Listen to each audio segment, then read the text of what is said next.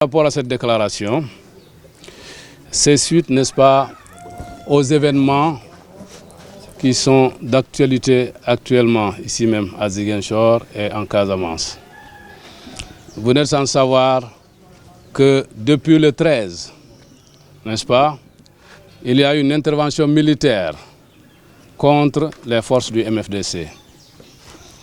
Seulement, c'est un événement qui est prévisible parce que nous savions déjà que Macky Sall était préparé à ça. Depuis qu'il avait commencé, n'est-ce pas, son ratissage au sud, il est revenu, n'est-ce pas, maintenant pour attaquer le nord.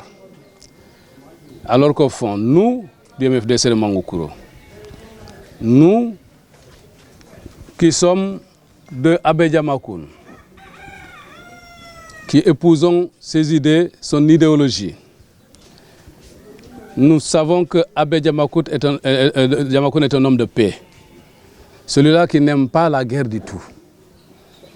Parce qu'en fait, sa revendication, celle-là, celle de l'indépendance, il l'a posée sur des jalons de la non-violence et le respect, n'est-ce pas,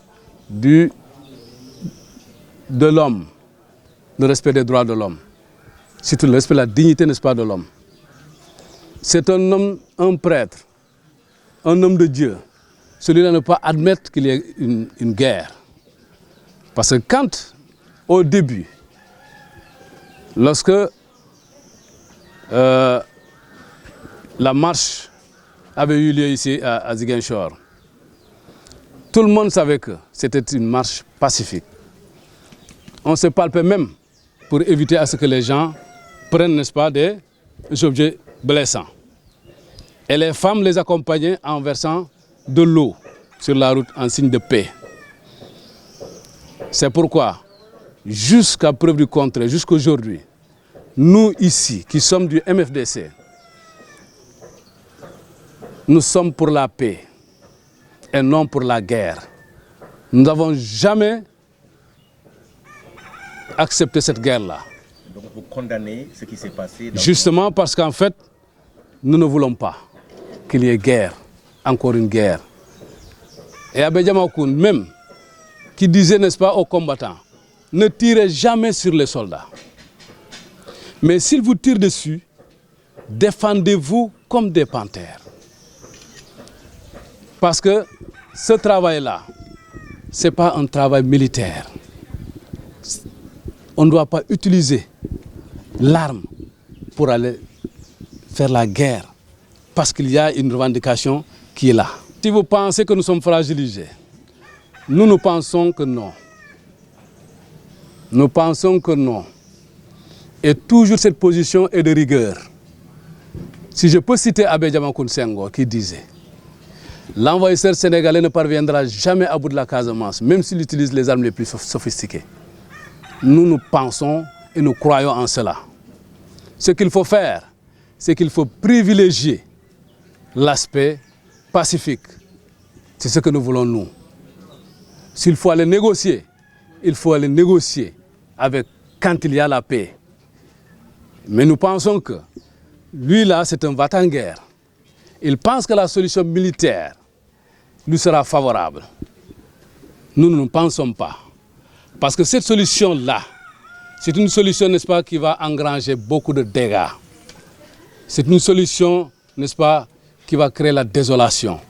C'est une solution, cette solution de la guerre-là, elle va créer des frustrés, elle va créer, n'est-ce pas, de la haine. Et je sais que cette solution, ce n'est pas une solution probante qui est bonne. Parce qu'en fait, voilà qu'il y a, n'est-ce pas, cette guerre. Et qu'est-ce que nous constatons comme conséquence? On a créé, qu'est-ce qu'on a créé? Une crise humanitaire. Ce que nous sommes en train de dire, c'est que, en fait, nous avons repéré, n'est-ce pas, des Casamancés qui eux-mêmes ont demandé à ce que l'armée aille faire la guerre là-bas. Il y a des Casamancés qui sont levés pour le dire, pour encourager, n'est-ce pas, pour saluer cette intervention-là. Ok. Maintenant, c'est eux-mêmes qui se lèvent pour dire qu'il faut appeler la Guinée-Bissau appelé le Sénégal, n'est-ce pas, le gouvernement sénégalais l'a encouragé la Gambie pour aller se mettre au chevet de ces réfugiés. Pendant qu'on a déjà, lui, brûlé, n'est-ce pas, le pays, et maintenant, on a envoyé, n'est-ce pas, toute la population, n'est-ce pas, fuir, tous ces gens-là sont partis, pour maintenant demander à ce que ces gens-là aillent au chevet de ces... Alors que c'est eux qui ont créé cette crise-là. Cette crise-là, ce n'est pas nous qui l'avons créée. C'est eux qui l'ont créée. Et maintenant, c'est à eux d'aller résoudre ce problème-là. Vous savez, je vais vous donner une anecdote, n'est-ce pas, que Abdou avait l'habitude de dire. Quand on parle de braquage, souvent, on l'impute, n'est-ce pas, au MFDC, aux éléments du MFDC. Mais une fois, on a arrêté des gens qui, ceux-là même, sont de l'armée. Ça, nous l'avons eu ici, et tout le monde avait fait le constat là. Si vous me dites que c'est peut-être ces gens-là, je ne peux rien vous dire par rapport à ça. Le MFDC, toujours, est dans la même lancée. Toujours dans la même lancée. C'est l'autre côté qui n'est pas dans la mesure, n'est-ce pas, de faire la paix. Parce que ceux-là, ils ont opté, vaille que vaille, n'est-ce pas, à la guerre. Mais nous, nous sommes toujours pour la paix et surtout pour les négociations. Est-ce que vous avez des nouvelles de Salif Saïd? Nous ne pouvons pas vous dire, non, pas de nouvelles par rapport à ça. L'indépendance, là, ne sera jamais renoncée. Mais par contre, nous sommes pour la paix des braves. Jamais le MFDC ne renoncera à l'indépendance. Ça, nous le confirmons. Pour la raison qui a poussé, n'est-ce pas, aux forces sénégalaises d'aller affronter cela. On parle, n'est-ce pas, de coupe de bois. Figurez-vous que ce phénomène-là n'a pas daté d'aujourd'hui. Ce phénomène, n'est-ce pas, est ressorti depuis même, avant même, n'est-ce pas, l'avènement de cette crise-là. Et le premier, n'est-ce pas, à lever la voix, c'était Abbé Diamacoune Senghor. C'était à l'époque du gouvernement Senghor. Nous sommes arrivés, n'est-ce pas, dans la crise. Cette crise-là est aggravée par ça. Et nous, de Mangoukuro, nous avons saisi l'occasion là pour lancer un appel, surtout conscientiser, n'est-ce pas, le peuple sur ce phénomène-là. Ici à Mangoukuro même, Abdou Elenkin Diatta a fait beaucoup d'émissions, n'est-ce pas, sur ce phénomène-là, contre, n'est-ce pas, la coupe de bois.